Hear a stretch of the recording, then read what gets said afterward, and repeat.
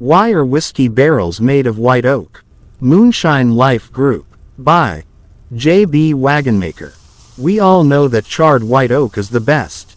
You need it to legally make bourbon, so it must be great, right? But why don't we use another type of wood for whiskey barrels?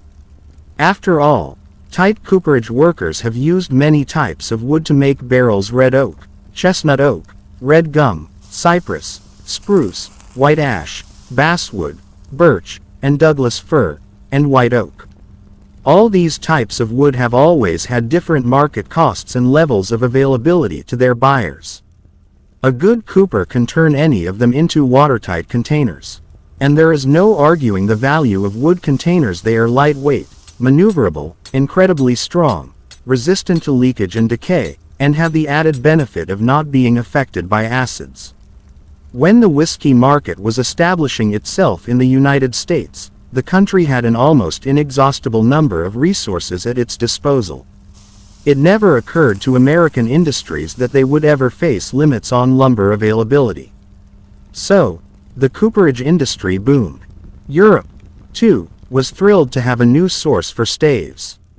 Over time, it was discovered that ash was perfect for shipping butter because it didn't add any odors or flavors. It was found that spruce was the best for shipping fish. The all-important white oak found its biggest consumer in the late 1800s, a booming industry that seemed to have no end to its demand: oil. You thought I was going to say whiskey, didn't you?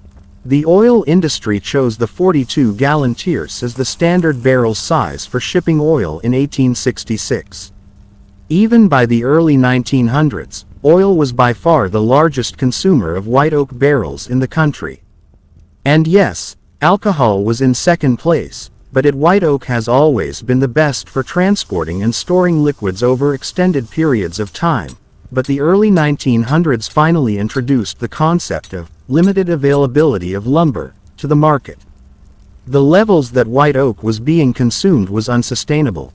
Experiments with using other woods like red oak and red gum were done, but their cost-effectiveness and the quality of the lumber made both untenable.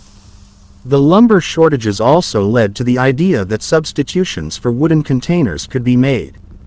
The stainless steel tank car began to replace the use of white oak barrels in the oil industry, but not entirely. Steel was heavier, more expensive, and its weight increased shipping costs. The one industry that could not do without white oak was the whiskey industry. In the early 1900s, they still didn't quite understand what charred oak did to whiskey. They knew it mellowed the spirit, and many believed that aging in white oak removed undesirable fusel oils. But it didn't matter what the reasons were. In the minds of whiskey makers, there was no replacement for the white oak barrel. Experiments had been done, but to no avail. Whether it was the tannins, or the absorption, or the clarifying effects of the char, white oak was the industry standard, and there was no arguing that point. There didn't need to be a legal standard set.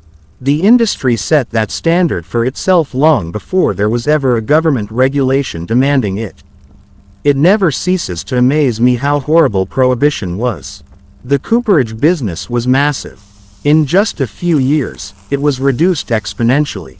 There are many explanations for why cooperages disappeared, but the two largest were the move from the oil industry, its biggest consumer, to steel tanker rail cars and/or drums, and later plastic, and the Big Four's determination to switch from bulk sales in barrels to only cases of bottles.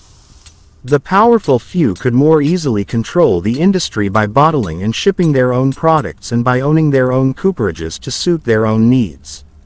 Imagine what it must have been like for an absolutely indispensable industry since the time of the Romans, to go from boom to bust in such a short period of time.